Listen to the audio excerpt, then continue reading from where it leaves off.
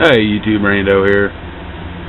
So we did an unboxing on this gun here a few weeks back. This is the Diamondback DB380. Wanted to do a full review on it, but I wanted to carry it a little bit and take it to the range at least once before I actually did the review. So we've done all that, so we're coming back now to do the review. Just before we start, just so the safety Nazis out there can see.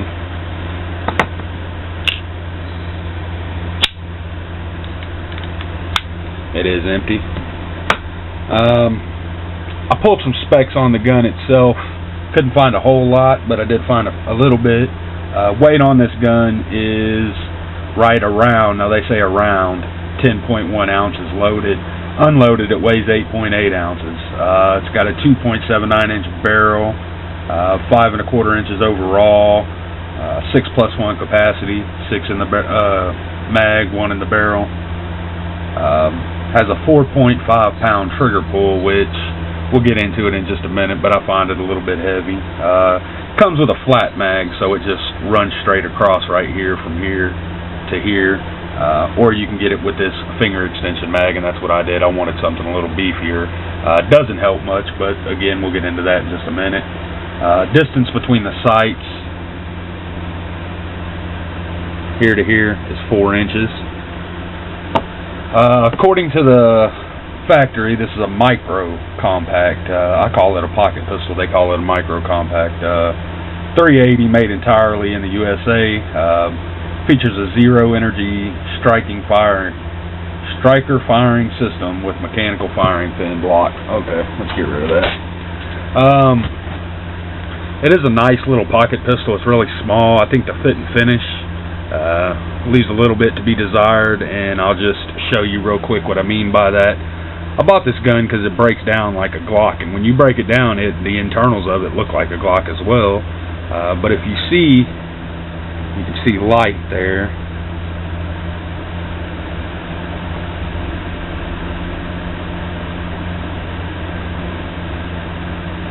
Just a little bit of space in between here and here. You can see that light. That's how it's supposed to sit, in my opinion anyway. Cost on this gun, I forget exactly what we paid for it. I said it in the other video, but I want to say it was right around 250 bucks. It wasn't that expensive. Damn it, I wish I would have looked it up before I did the review, but moving on. Again, I think the trigger is a little bit heavy for a pocket pistol. I think 3.5, 4 pound trigger would have been nice. This is 4.5 pounds. It's just a little bit heavy. It's not bad, but it's not good either. Again, my hands are huge, and without the extended mag or finger extension here, even my second finger hangs halfway off the gun, off the handle. You can see if it stopped right there, half my finger would be hanging off. With this, at least I can get 2 fingers on it, and it grips fairly well. So if you have big hands, you know, pocket pistols, we always run into those kinds of problems, people with big hands. So not a deal breaker by any means. Again, it breaks down just like a Glock does, and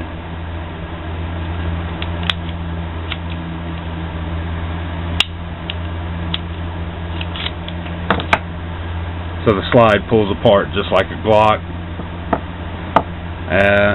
I think they should have put 2 rails up front, and that probably would have closed the gap a little bit, or at least kept it from moving so much so you couldn't tell there was a gap. That's one thing I think they should have did with this pistol, is just the fit and finish should have been a little bit better. So far, the actual finish of the gun isn't too bad. This thing goes in and out of my pocket. I do not have a holster for my 380. I usually keep it in the back pocket and then move it to the front pocket when I'm driving or whatever. This is a backup pistol. This is what replaced the Ruger LC and the Bersa Thunder 380. I no longer carry either one of those. I carry this one now. Not too bad. It's easy to break down. It's not too expensive. Those are some good pros. Cons, again, is going to be the trigger. which you can always change that out. And the gap, that just bothers me for some reason. I don't know if it's just me, maybe a personal preference type thing, but for what I spent on the gun, I believe it should just be a little bit better quality. I do like the fact that it's an American-made product. You know, we're supporting American jobs by buying this product. Every piece of this gun is actually made right here in the USA, so that's a good selling point for me. That's the biggest pro in my opinion. So I don't even know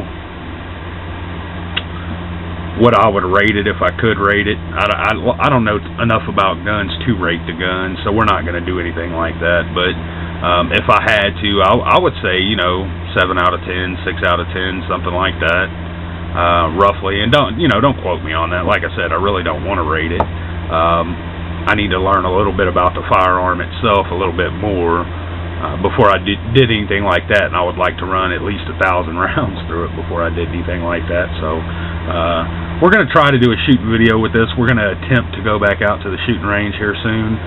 If not, I will take it to the deer lease and we'll do some shooting videos up there. So be looking out for those. That's going to be it for this one. Thanks for watching, YouTube.